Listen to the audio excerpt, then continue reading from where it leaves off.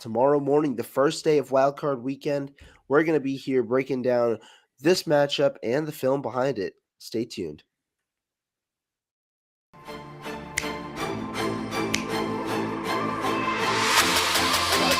Let's go get him. Let's go get him today, man. Let's go. Hey, dominate on three. 1, 2, 3. Dominate.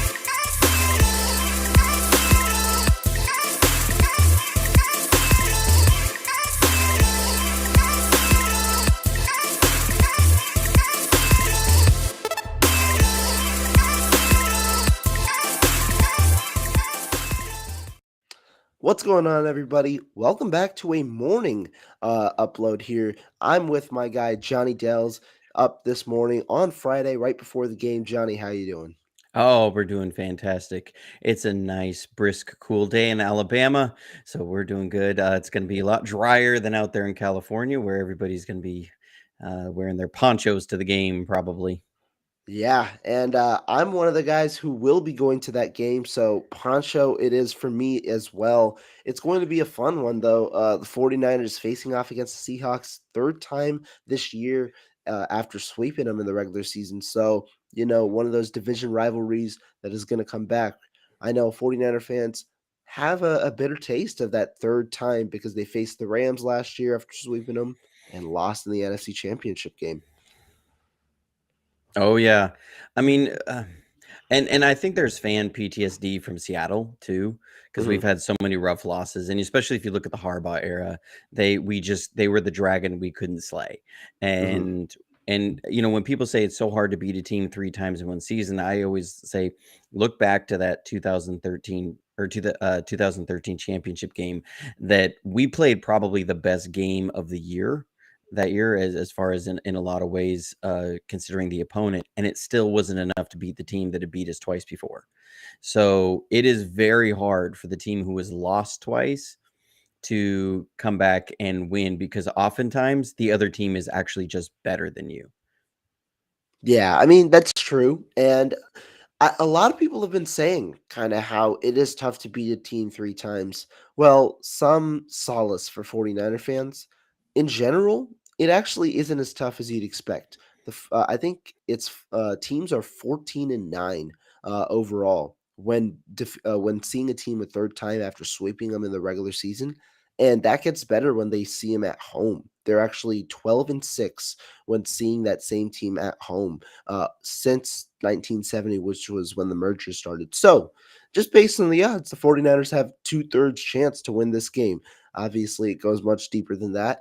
But I think the 49ers right now, coming in as 10-point favorites, are probably feeling pretty good about themselves, although we know that they're not going to underestimate Pete Carroll and the Seahawks. Absolutely, and I think especially we have PTSD from last season, like you said with the Rams. Of course, we have to remember that Jimmy Garoppolo was being held together by duct tape by that at that point, and Trent Williams was a shell of himself, basically on one leg. That tends to give the other team an advantage. That was not the case, in the first two matchups. It took that happening for and a big dropped interception for the Rams to be able to beat us for that game. Seattle doesn't have that advantage this year. Seattle has just been outclassed by the 49ers in both games, and I don't expect anything different.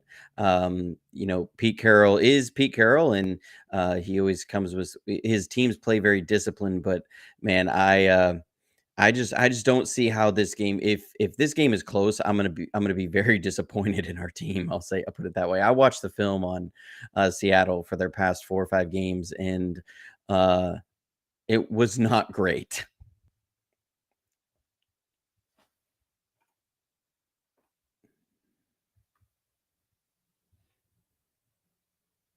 I lost you in my ears.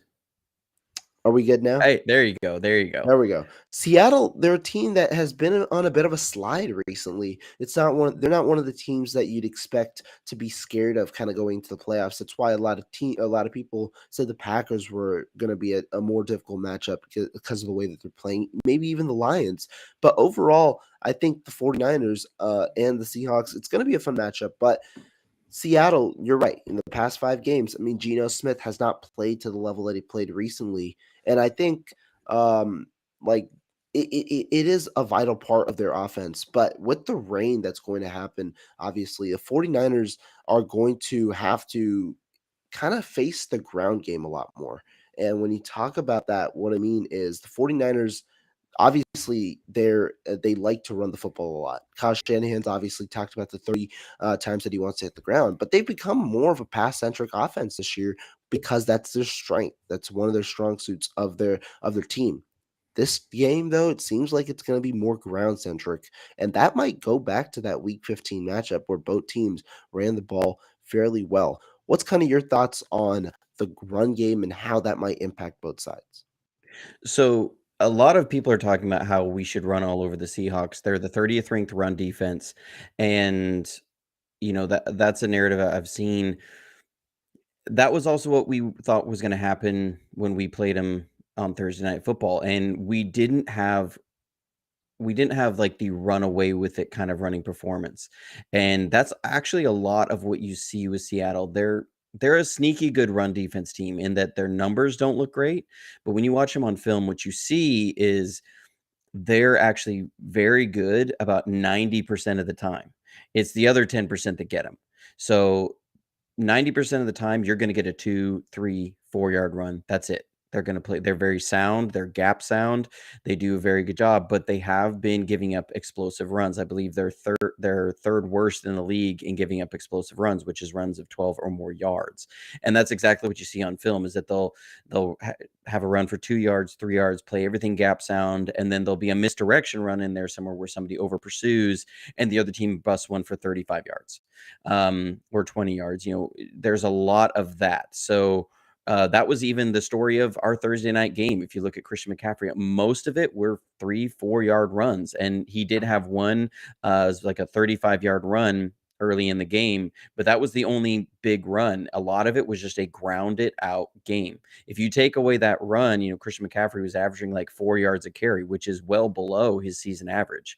And so it's a situation where I expect a very grinded out game. Seattle is almost the opposite in that they get a lot of 2, 3, 4-yard runs and that's it. That's because of poor execution. When they get a big gain, it's not like they out scheme the opponent. It's usually there's a broken tackle or a crazy play, something like that. It's never they've just beat you schematically. Um, and so Seattle's run game, and I think they're going to have a very tough day against San Francisco. We play very gap sound. These are two defenses that, again, they come from a similar origin story, and so I expect a grinded out game. But I don't see Seattle having the juice on their offensive line against our defensive line to really carry it. Because if you look at the depth of San Francisco's defensive line versus the depth of Seattle's defensive line, Yeah. it's nowhere close to the same. And like you said, a lot of their offense has been based around getting that downfield passing attack with DK Metcalf, with Tyler Lockett, with Marquise Goodwin, and Geno has just almost fallen off a cliff as far as production. You look at the it was like first 10 games of the year, I think he had 17 touchdowns to 3 interceptions. I mean, he was doing very well ball security, like 70% passing completion. You look at the last 5 games, he's at 63% passing completion, and he's only had one game above 62%. And so he's like 63% passing. He's got 8 touchdowns to 5 interceptions. It is very different as far as his production. And like I said, I just don't see that script flipping and them being back to early season form. Very rarely do you see a team start out really hot, get really cold, and then get really Mhm. hot right in the playoffs. It just doesn't happen. Agreed, agreed. So, on the point that you just made about the run game, I think you are right in the execution standpoint, and a big reason for that is the Seattle offensive line. That's not really a strong suit of that team. It's a young, up and coming offensive line, but not really one of the stronger ones at the moment with the way that it is, with the way it's formulated. Instead, it's mainly Kenneth Walker and the running backs really breaking tackles and getting extra yards after contact. And that's not something a formula that has succeeded well against the 49ers. Now, the Seahawks did run 14 times for 70 yards in week 15, but then again, they were down for so much of the game that they couldn't run the football and establish a strong running game, that the run game really was not a factor at all for them. Meanwhile, the 49ers, on the other hand, they ran the ball 34 times for 170 yards and kept Seattle at a distance up until I think 3 minutes left in the game when Seattle scored that touchdown. That was also not one of their best offensive games, and still they were able to run the ball very efficiently and keep Seattle at bay for a good portion of the game. And so I think the biggest difference, Seattle can run the football well. Because of Kenneth Walker. San Francisco can run the football well because of the way that they work schematically and because of their running backs. But overall, the biggest difference, San Francisco defends the run at the best rate in the NFL, allowing just 3.3 yards per carry. Seattle, one of the worst teams in the NFL against the run, allowing 4.5 yards per carry. And that has been shown in the two games that Seattle and San Francisco have played this year. So I think that that's going to be a huge factor. And in a rainy game where while you might want to try airing the ball out a little more, you might be a little more limited. And it seems like tomorrow is going to be one of those type of days. Absolutely, and I also wonder, and I dropped a scouting video looking at the film of Seattle Thursday night. I wonder where sorry, last night. I wonder where are Geno's eyes? Early in the season, some things were really good for him, but you start looking at their last 5, 6 games. I really, really wonder what is he looking at? Where is his eyes at? And he is forcing a lot of things to DK Metcalf. You just wonder what's going on with that dynamic, because there's plays that he has guys open, and DK is the third read on the progression, and he's going to DK and he's forcing it in there, and he's just doing it. And he's there's so many things of good quarterback play that I'm not seeing from Geno Smith. And it's like you said, now you add the rain on top of that.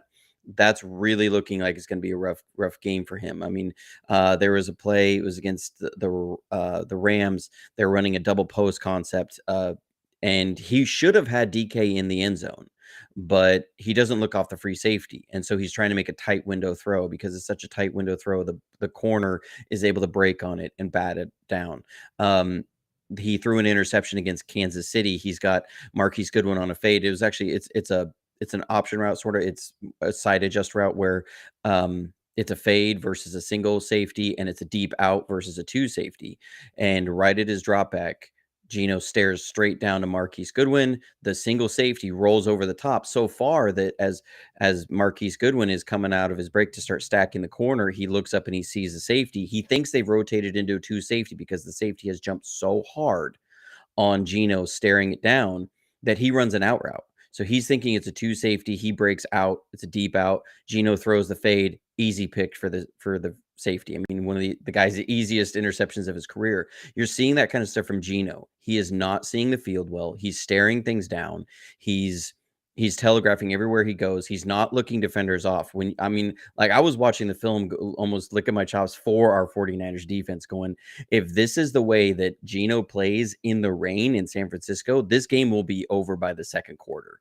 I have never felt so confident after watching a team's tape going into the playoffs.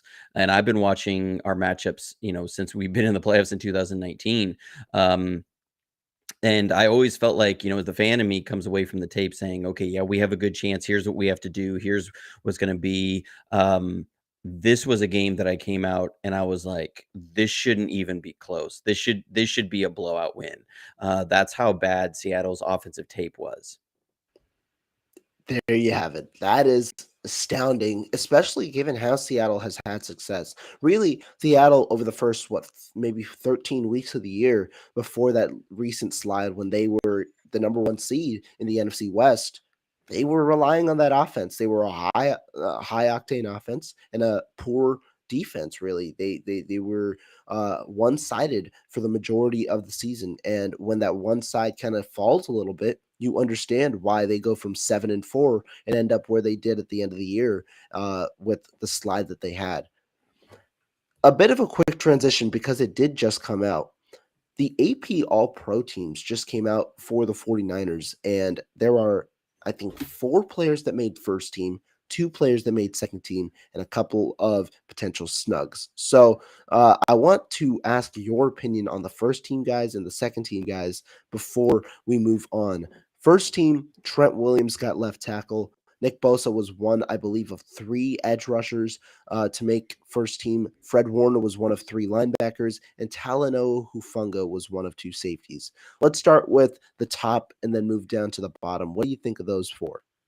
Well, I mean, when you talk about Trent Williams, Nick Bosa, Fred Warner, you were talking about the cream of the crop of the NFL. Of if we're talking current players, I would say you're talking about the young royalty, right? Like the Hall of Famers are the royalty of the NFL. These guys are the young royalty. I think you're talking about three Hall of Fame level talent guys. So Trent Williams, I think we've all seen everything that he's done, and it's amazing that he made another All-Pro tipping plays. I'm just kidding. But Fred Warner, I mean, All-Pro Fred. Nick Bosa, the best defensive player in the league. I mean, just is. And now Hufanga, I think he is such a dynamic player. Now we have an emotional connection to when he screws up, right? He's gotten a lot of flack from fans, and so much of that is, That is again, true. the emotional connection to when he screws up. Every great player will screw up. I mean, Jalen Ramsey gives up more big plays than a corner of his stature, right? But Mhm. we don't care. We always, when we play them, we always think, Jalen, you got to be careful with that guy. He's a very talented corner. That's how everybody else is looking at Hufanga. Okay. They're not thinking about, oh man, he gave up this play here, he gave up that play there. Hufanga he has taken that safety spot with San Francisco to a different level. And he's really, I was something I was thinking about the other day. He's really solidified as far as availability at that safety That spot. is very true. Yeah. Something Jaquaski, Jaquaski Tart never had. he never had. I like Tart as a player, but he was good to miss 6, 7 games every year. He was Mhm. going to get nicked up. It was never going to be anything major, but he was going to miss 3 games here. He's going to miss 2 games there. He's going to miss a game. He was going to miss a half here. He's going to miss a half there. Hafanga has been very durable, and he has been a very dynamic player. He brings game changing plays to the field, and he plays his run fits very well. Yeah, there's some young player mistakes, but remember, this is his first year in as a true starter role. So, when you look at where this guy's ceiling is, you think, man, we've got a hit at the safety position for quite a while. Yeah. And I mean, the All Pro designation, not sure if I necessarily agree with that with the way the season is overall gone, but Hufanga has been obviously a special player. And I think it is also important to note that while there have been issues in the past 5, 6 weeks, there were also really good things put on film the first 12 weeks as well. And even the last couple of weeks, while there are the what as people love to call them, coverage busts, some that have led to touchdowns and things like that, as well as missed tackles, there have been very good plays put on film as well. Now, Hufanga has an aggressive nature that I don't think many people can deny, both in the run game and in the passing game. He will look to be aggressive in both facets, and it benefits him, and it also doesn't benefit him. There are a lot of players in the NFL that have that. Obviously, most notably known as Trayvon Diggs, a guy who likes the interceptions, gives up a good amount of yards. Trayvon Diggs, though, has improved his game. Trayvon Diggs has been a fairly solid corner, and I believe he made. I think he was left off this list, but I think he made the Pro Bowl as one of the four corners. He's been a solid guy. There are players like that, and they do deserve the recognition. Now, I do think that there have been a couple of really good safeties this year in the NFL.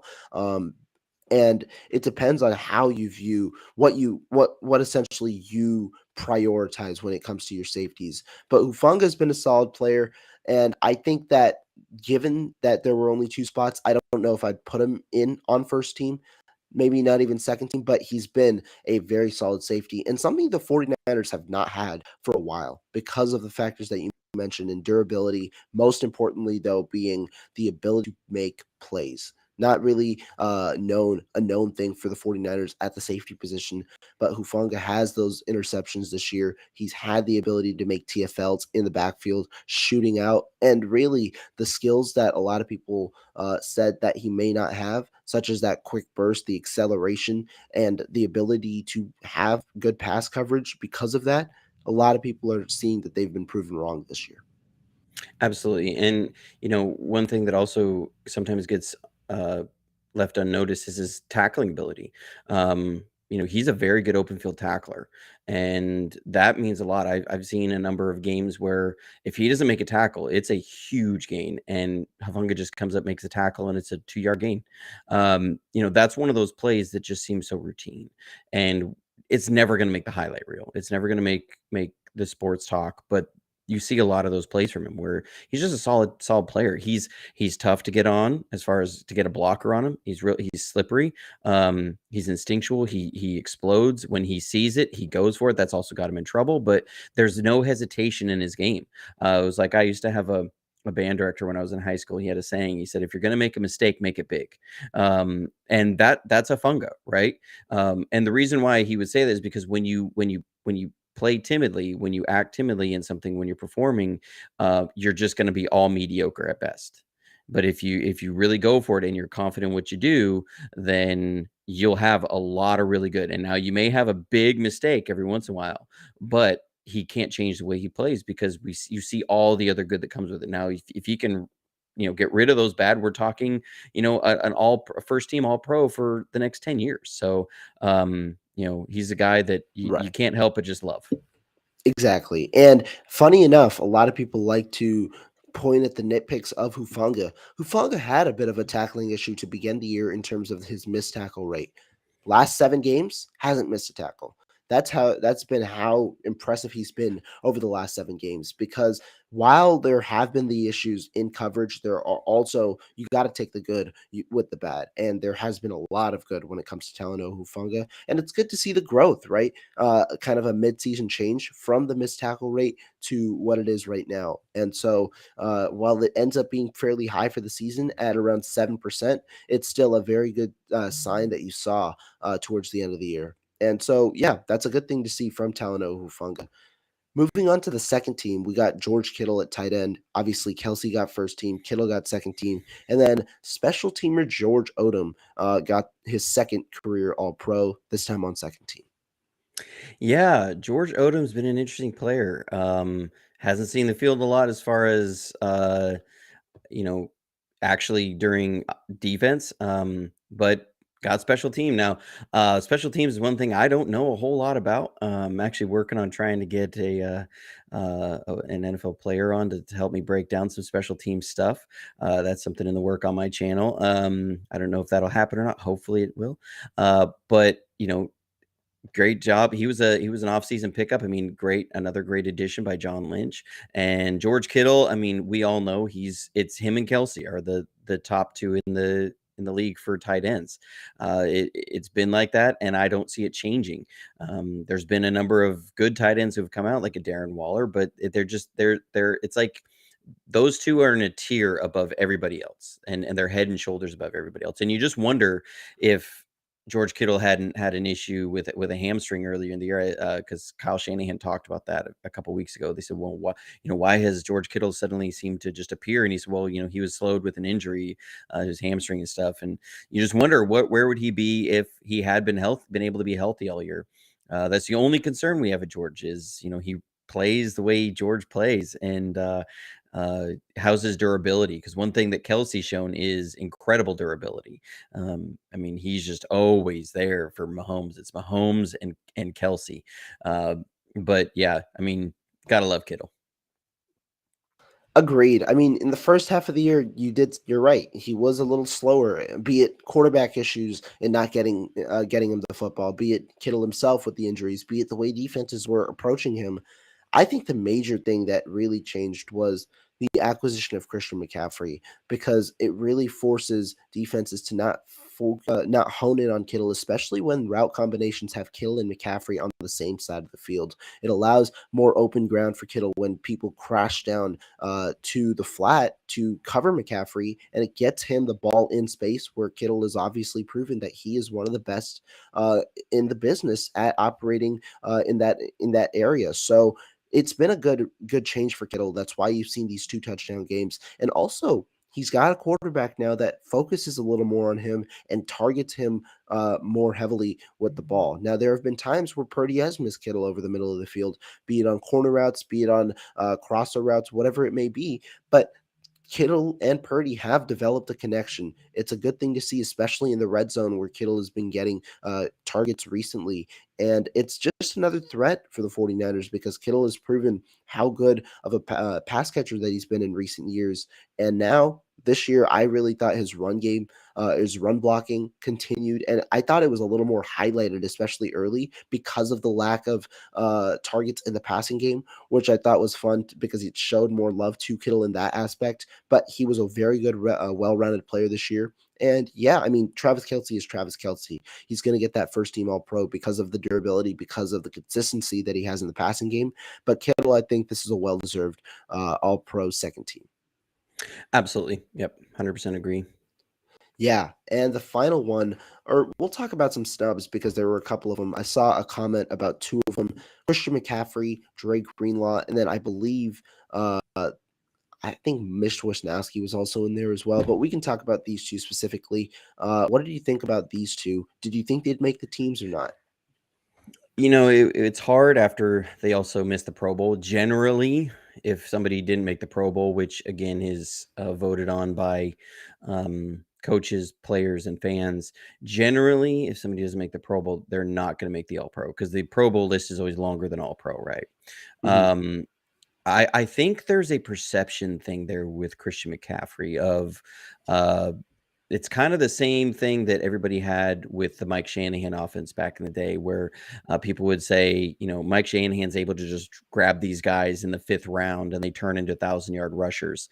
And there's so much credit given to the system. And I think some of the CMC snubbing, it kind of reminds me going back to like 2021 when Jimmy Garoppolo was on a really good stretch there, is that I think Joe Staley said it on one show that he said, I think some of the thing there is that people have so much respect for Kyle Shanahan as a play designer and a play caller that they just assume if anything's good that comes out of these plays is because of Kyle Shanahan. And I do Mhm. think that there's some of that with Christian McCaffrey. I think there's some of it that it just assumes that Christian McCaffrey is doing what he's doing because Kyle Shanahan is so good and he's such a genius and he's such a good play caller. And I think there's a perception thing there. If he was putting up these same numbers, if he was doing the same thing that he was doing there in Carolina, I think you would be talking about All Pro. If he was doing it in Dallas, I think you would be talking about possible All Pro or at least Pro Bowl. I mean, you're looking at the numbers that he's put up compared to Pollard. Pollard made the Pro Bowl and Christian McCaffrey Right. didn't. And Christian McCaffrey has better numbers. So I think that's a perfect example, right? So if Christian McCaffrey is putting up these numbers in Dallas, everybody's saying he's one of the best backs in the league. But I think there's a perception thing there with Kyle Shanahan that his run game is so good and he's got so many details in the run game that it actually people can start taking away from how much Christian McCaffrey brings to it, because you go, yeah, but also then look at how the team has produced more with Christian McCaffrey in there. The system has been great. Right. You insert Christian McCaffrey into that system and it's taken off like a rocket. I think that's what you really see. Is that people have asked me, is this all just from quarterback play that has come in? And I say, well, I'm not sold on that. While that's nothing, not a knock on Brock Purdy at all. I think Brock Purdy's done remarkably well. But I was telling people, because people say, what's the problem with our offense? Like after the Chargers game, after the Saints game, what's the problem with our offense? Why are we not? We have all these great players. And I'd say everything just looks a tick off. It's really close. It's really, really close. I feel like if they start putting it all together, that in December and January, I was saying this for the 6 weeks, going back to Mhm. October, I kept saying if they can figure out how to put this together with Christian McCaffrey and it all starts gelling, I think December, January, you're going to see the offense take off like a rocket. And here we are. It's taken off like a rocket. And that's so much, I think, because of Christian McCaffrey, because of what he brings into this offense, of the abilities that gives Kyle Shanahan as far as matchup problems, as far as being able to force the defense into telling you what they're doing before the snap. I mean, that's such a huge thing. That makes the quarterback's life so easier. It's not just the ability to dump it down to Christian McCaffrey. It's, can you get an exact look on that defense beforehand, or or know exactly what your matchup is. You may not know what the safeties are doing, but you have a matchup somewhere. That makes life for your quarterback so much easier. And to me, if you look around the league as far as running backs that impact their team, I don't know if there's a running back that impacts their team more than Christian McCaffrey. You could make an argument for Saquon Barkley because Daniel Jones has not been Agree. great, and they're there. I think if you substitute in a mid-level running back in Dallas, they're still a pretty good offensive team. I think if you substitute a mid-level running back in Philadelphia, they're still a really good team. Um, if you put a mid-level running back like a Jeff Wilson into San Francisco's offense, it's not the same. So to me, Christian McCaffrey's an absolute snub. Dre Greenlaw, I think he gets overshadowed by Fred. It's a similar situation that people just assume that Fred's making Dre's life easier, that the pass rush is making Dre's life easier, and he just doesn't get the same sort of respect around the league. So those are two that I think could be in the conversation. It is hard with Greenlaw because there are some really good linebackers around the league. I mean, I Yeah. think you're seeing a kind of a revitalization of the position because of how offenses have started attacking defenses. But he's definitely a guy that should be at least in the conversation. I agree. I think that for both, it's interesting. I really liked your breakdown of Christian McCaffrey because I agree with most of the sentiments that you brought up. McCaffrey, in my opinion, I said, I forget what week it was. It's kind of midway through the Purdy project that McCaffrey was the offensive MVP for the 49ers because there was a significant change from when McCaffrey was on the field to when McCaffrey was off the field. It's clear how the attention shifts for the quarterback when McCaffrey's on the field. Defenses fixate on him, but he also, regardless of whether they fixate on him or not, he's also able to make 3-yard plays into 7-yard plays on a consistent basis. That's why quarterbacks, Jimmy Garoppolo or Brock Purdy, both have this safety blanket and they don't force as many throws. Now, Brock Purdy does have a fairly high turnover worthy play rate, but overall, it's still been fairly good football from both quarterbacks. And Garoppolo had his interception rate amongst the lowest, I think it was the lowest of his career because you have the safety blanket that's there in front of you. What does that mean? You don't have to force a throw in a double coverage when you know that you can dump it down and get probably 5 yards at minimum out of that play. And so Christian McCaffrey had so much value in that aspect. But also, he creates a lot for his teammates because of the attention that he grabs, because then it creates one on one coverage. And most of the 49ers skill position players, with the talent they have with Debo Samuel, Brandon Ayuk, or George Kittle, are able to beat their defenders in one on one coverage. And that's a good thing for the 49ers as well. And it also creates a lot of schematic options for Kyle Shanahan because when you have levels concepts and two defenders crash on the flat, then you have the intermediate level wide open. Or maybe even the deep shot open if the safety comes down. And so you have different options for the 49ers on offense. And that's all created as a factor of Christian McCaffrey being available and Christian McCaffrey being this focal point of your offense. And Brock Purdy has certainly elevated the 49ers offense. I just think McCaffrey has had the biggest impact overall of any player on the 49ers this year for their offense. So to me, I think impact wise, I do agree. I think he's one of the most impactful players in football in general in terms of for one's offense. Now, as a all pro, I think the stigma around him not being a pro bowler or an all pro, I think he should have been a pro bowler. I don't know about all pro. The reason being, I think the stigma is that they do want pure running backs because of how because they just want pure rushers, and that's obviously something that doesn't benefit Christian McCaffrey as much, given that he's a very well all around player. I'm sure if there was a flex spot, McCaffrey would probably get that because of how versatile he is with his receiving ability and ability as a rusher. But I do think that Nick Chubb and Josh Jacobs probably do deserve the first and second team this year. McCaffrey would be my 3 this year. Maybe you throw in Saquon Barkley in there as well. I think those two had very good years, and Jacobs was the best running back in terms of rushing yards. He was the best runner in football this year. Nick Chubb has always been efficient. He's been that guy. And so I don't mind it, but I do think that your point about if McCaffrey was with another team, he'd probably get more recognition because he'd get more statistics. And so that's where I think McCaffrey kind of fits in. Now, real Yeah. quick, go ahead actually before I What talk on Greenlaw. my thought is always, is, um Christian McCaffrey, Josh Jacobs is like a Steven Jackson. Christian McCaffrey's like a Marshall Faulk. Mhm. They're great players. They're different. Um, but I think you're right that the league will always wait to a Steven Jackson at running back over a Marshall Faulk. But Marshall Faulk's got a Super Bowl ring. So that's one thing I always come back to is how much he changed that St. Louis offense, how great Marshall was. Because that's who I see Christian McCaffrey as. I mean, you're talking about, to me, the best like all around talent at running back since Marshall Faulk. Right. I think he's that good. Yeah, I think so too. And it's shown for the 49ers in the statistics, but also on the film with the impact that he's had. Now, quickly on Dre Greenlaw, I liked your point about how there are a lot of good linebackers. I think you are right. The linebacker position seeing a little bit of a revitalization.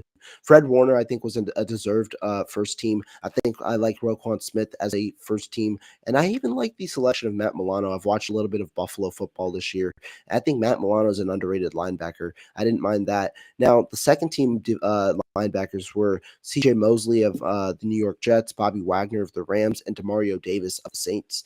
I know that Dre Greenlaw's had a very good year. I wonder though, where do you put Dre Greenlaw in over those six linebackers? It's tough, and I think it's a lot of subjective talk. I think I wouldn't have been mad if Dre Greenlaw made that list. I'm not necessarily that mad if Dre Greenlaw didn't make the list, just because not because of Greenlaw himself, but because of the talent that is there with those six players. I think Greenlaw though has had a phenomenal year in general. I think he's been not like Hufanga, but in general, he's an aggressive player, a guy who fits his gaps very well, but also makes the play in aggressive manner. So I've liked Greenlaw's year thus far, and a nice career year for him after the contract year. Yeah, and I sometimes I feel like some of these awards become lifetime achievement awards in some way. That when guys make things for a certain amount of time, people just always put them in the conversation, like Bobby Wagner. Bobby Wagner has been a great player in this league. I'm not sure at this stage in his career, I really say he's second team All Pro. That's the Um, one that I was, yeah. you know, Statistically, he had a good year, but yeah, he's been a liability in coverage for several years now.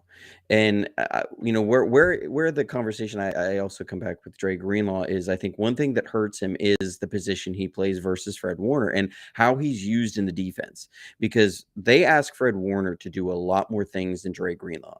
Dre Greenlaw is generally going to stay in that hook zone or flat zone, hook to flat. He's going to stay around the hash to the sideline, and he's going to make open field tackle short. That's generally what his job is. Okay.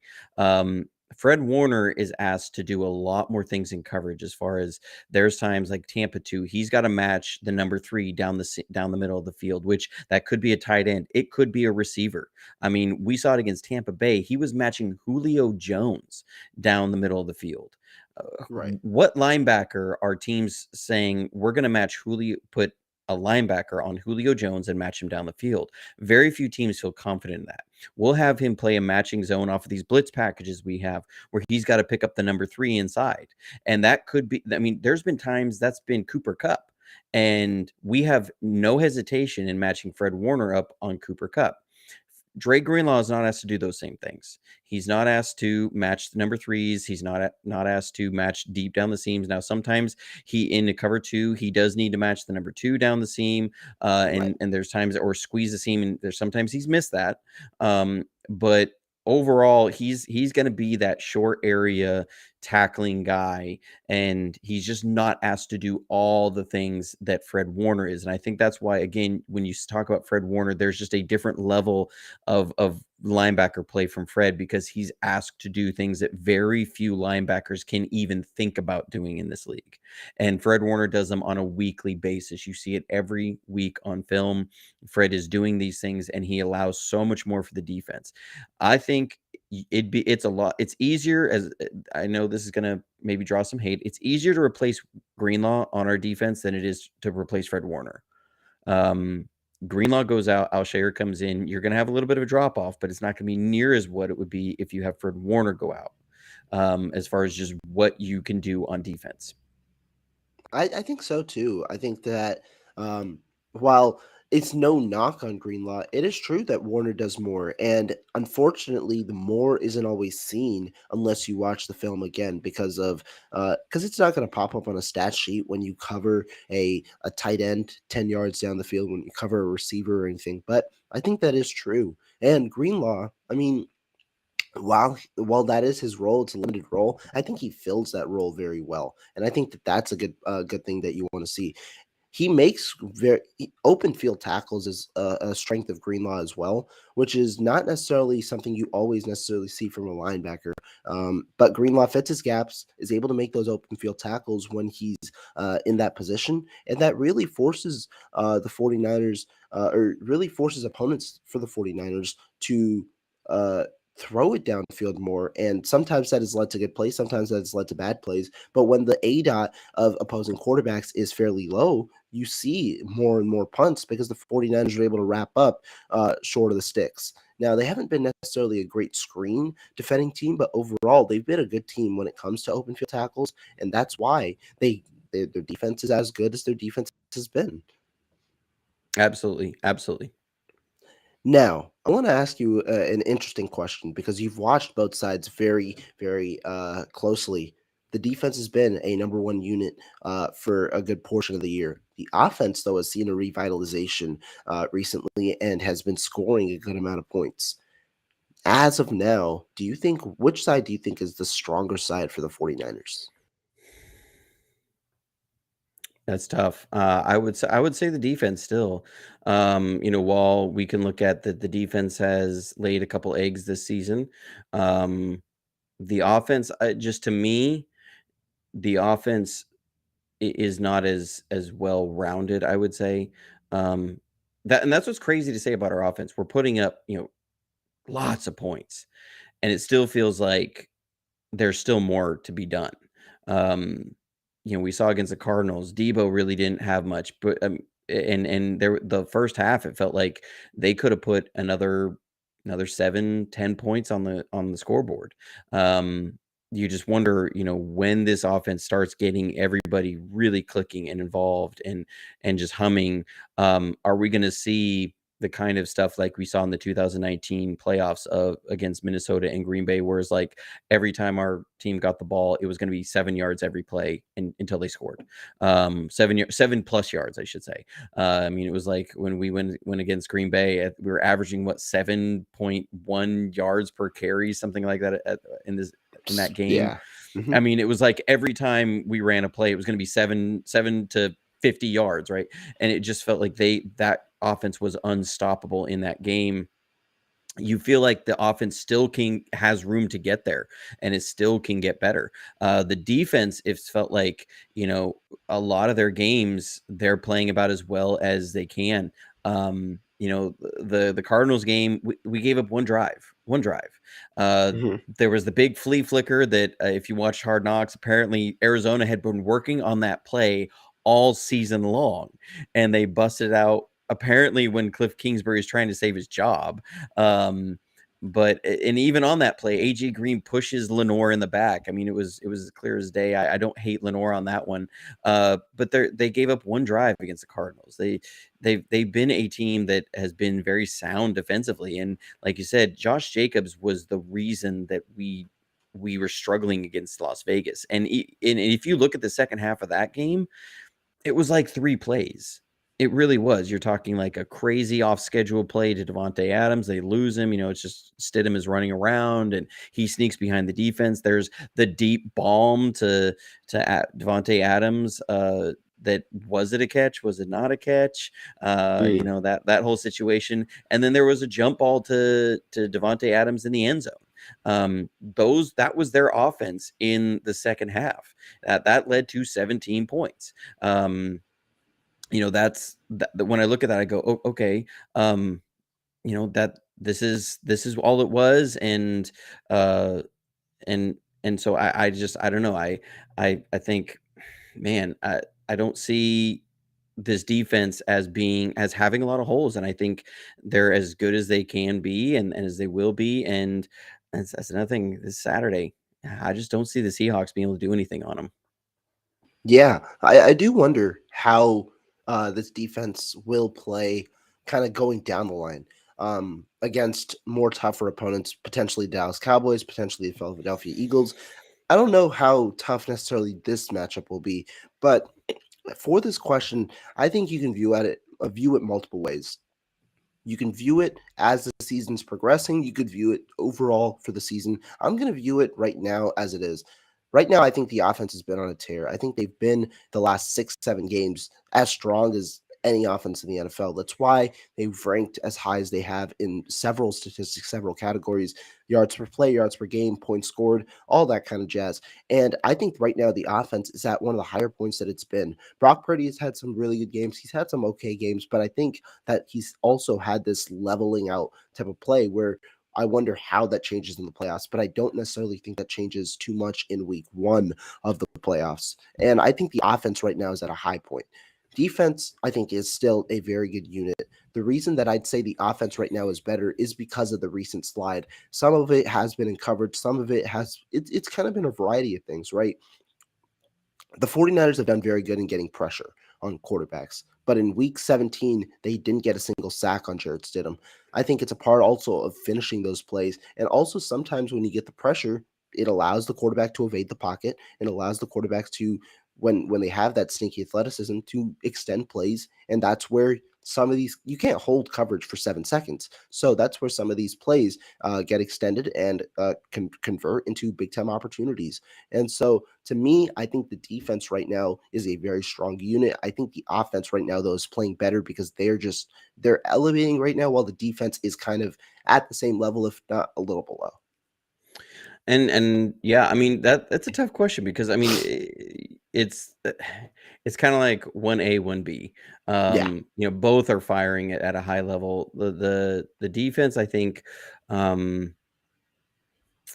think that Las Vegas game is weird because it really feels like because the execution in pass rush was really sloppy. And Yeah. we didn't have near the like when you look at the game plan as far as pass rush that we had against Arizona, it was a lot more cohesive and a lot more thought out than Las Vegas. And I really wonder if that's just because they were taking Jarrett Stidham lightly. They thought, well, Hmm. we'll do this, and he's going to make a bad throw. He's going to force us here, and he didn't. And we also gave him wide open run lanes to get out of. And again, it was sloppy execution in our pass rush scheme. I am interested to see, and I'm hoping that as we get through these playoffs, that Javon Kinlaw will start really coming alive. Because what we really need, what we really, really need, is to get someone else that can help generate some more pressure with just 4 down. Ebicom is streaky.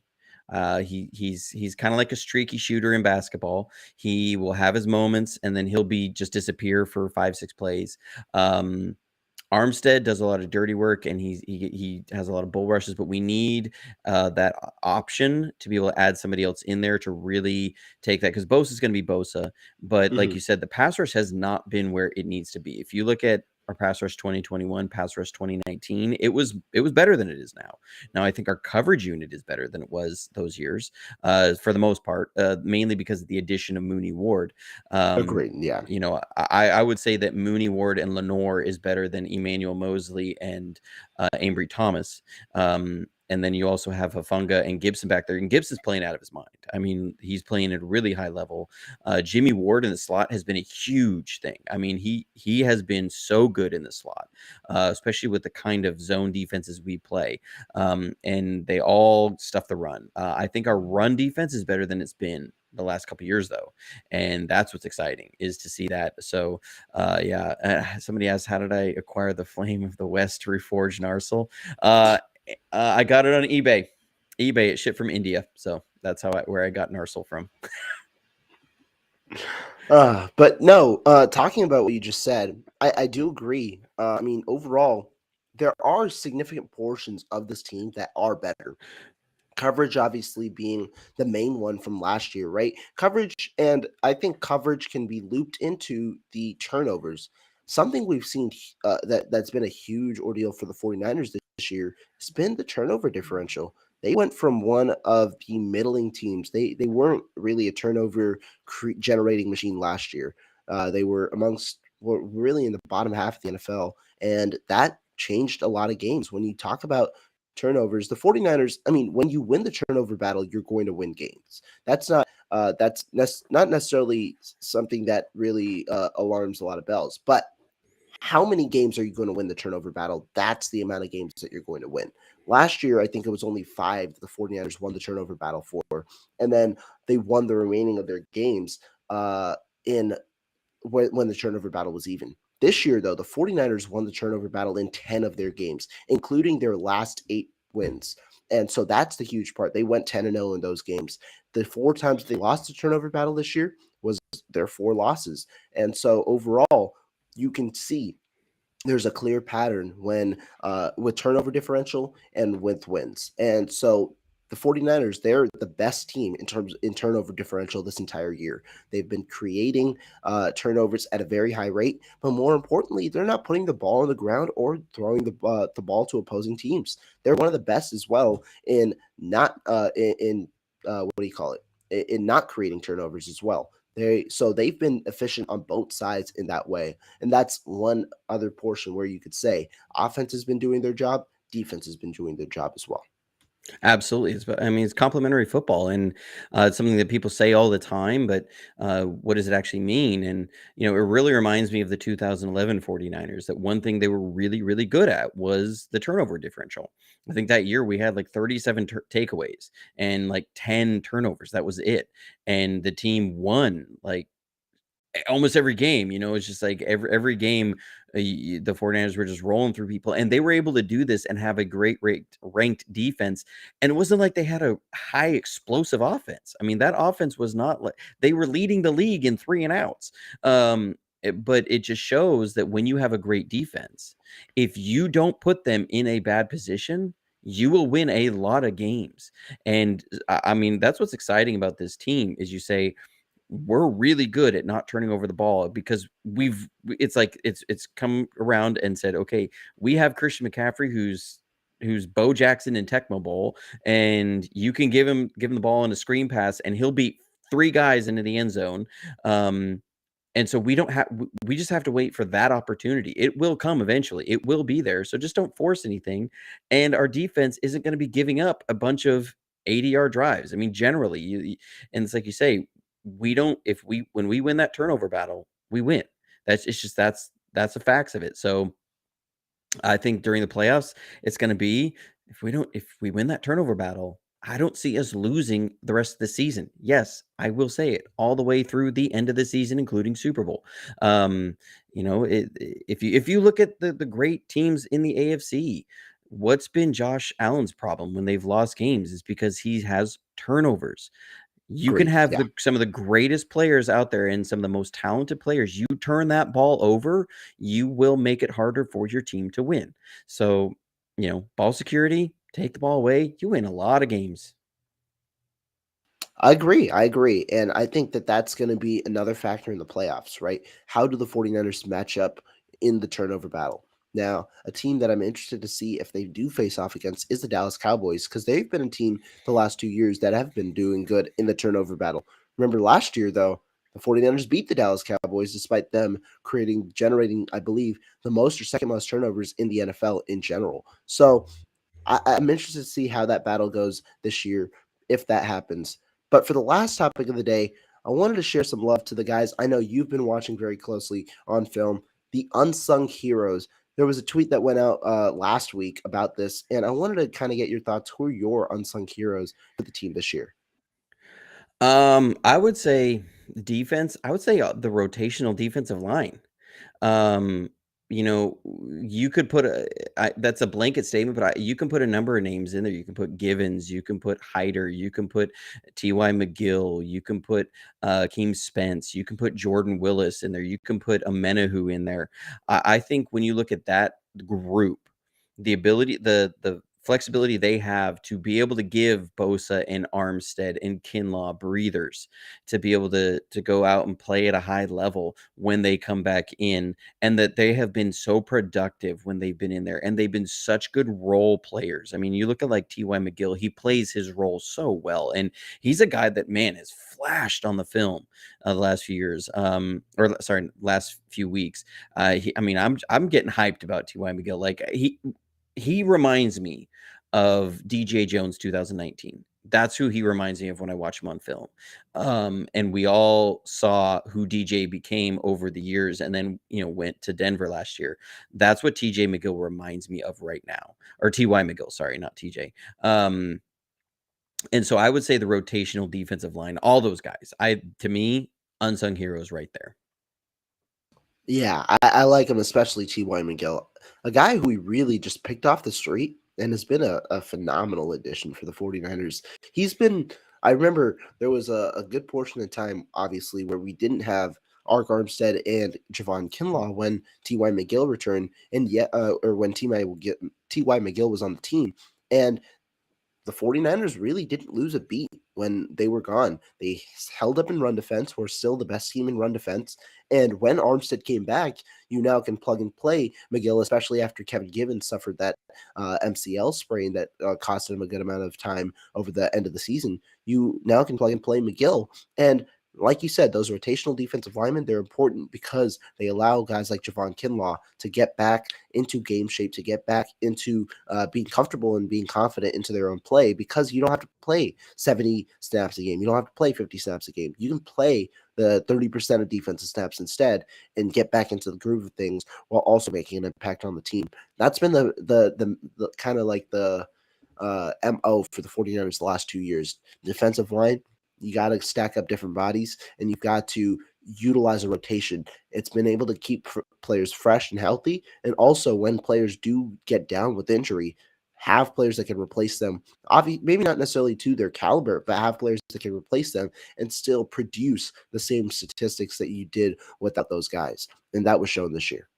Absolutely. It reminds me of the 2013 Seahawks. The 2013 Seahawks, it seemed like whenever we'd play them, it was so hard to do anything offensively because it was just wave after wave after wave of defensive linemen, and that they would just control the game with the defensive line. And that's what you're seeing with this. I think Chris Kasurek gets should get all the flowers for how well this defensive unit is played, because it's like Agreed. you say, their main, you have Armstead go down, you may not have the Armstead level production, but you don't have this huge gaping hole in liability. That's what's been fascinating to watch, and to see when a Ridgeway goes down, same thing. When Kevin Givens goes down, same thing. You just see all of these guys playing so sound, playing so great. Absolutely unsung heroes. Rotational defensive line. Yeah, love it. And now let's turn over to the other side of the field, offense. Who are you thinking offensively? It's hard to say an unsung hero because so many people have been talked about at some point throughout the season. We've talked a lot about McCaffrey. Ayuk's gotten a lot of love this year for his first 1,000-yard season. Debo, everybody knows, is Debo. Kittle is Kittle, and he everybody loves Kittle. Trent Williams is who Trent Williams is. I'm gonna say unsung hero, and this is probably gonna be, some people are gonna roast me for it, is Mike McGlinchey. There we go. Because he's taken so much flack. Like he's given such little love and given so much hate.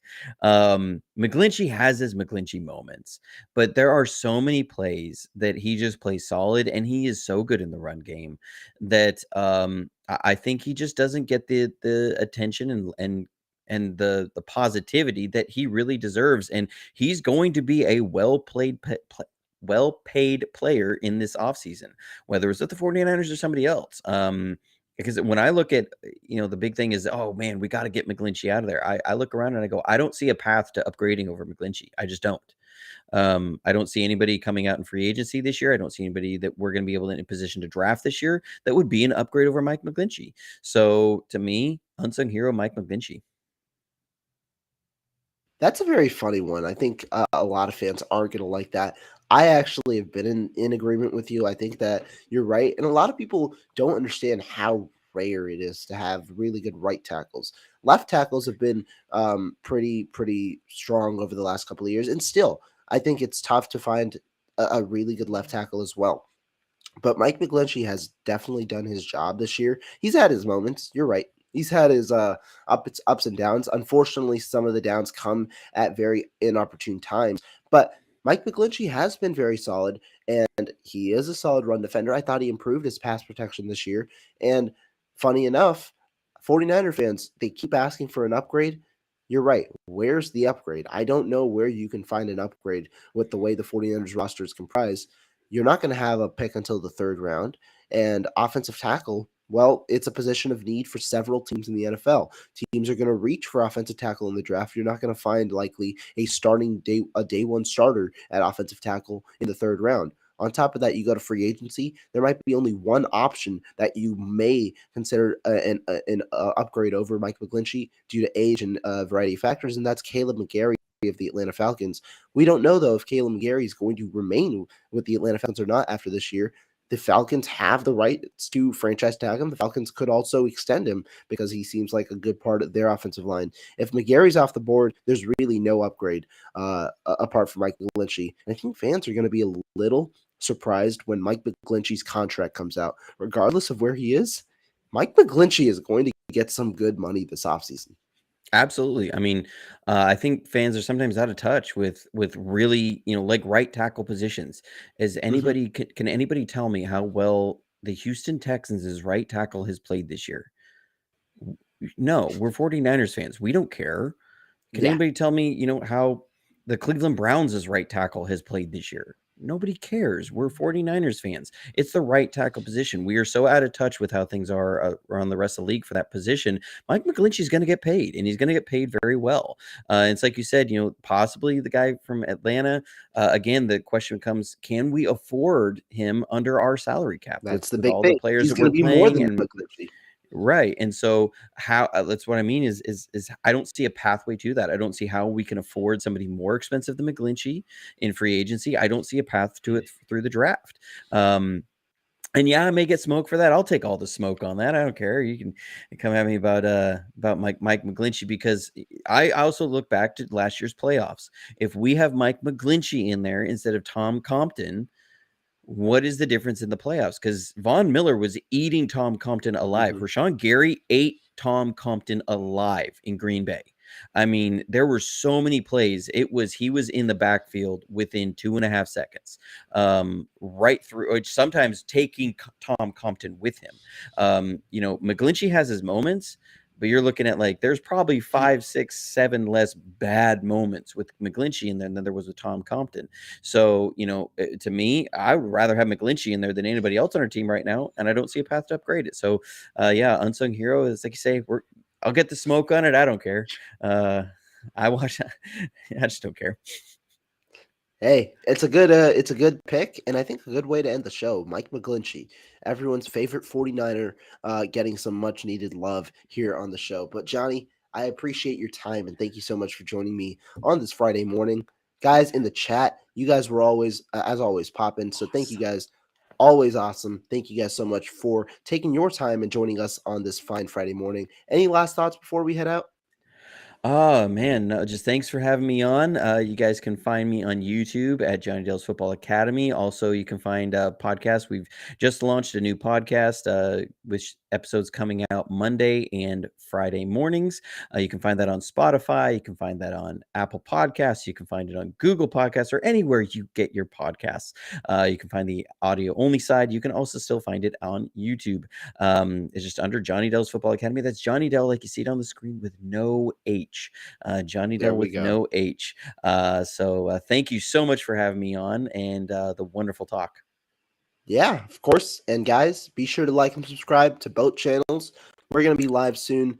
And 49ers got a fun game this weekend against the Seattle Seahawks. Take care.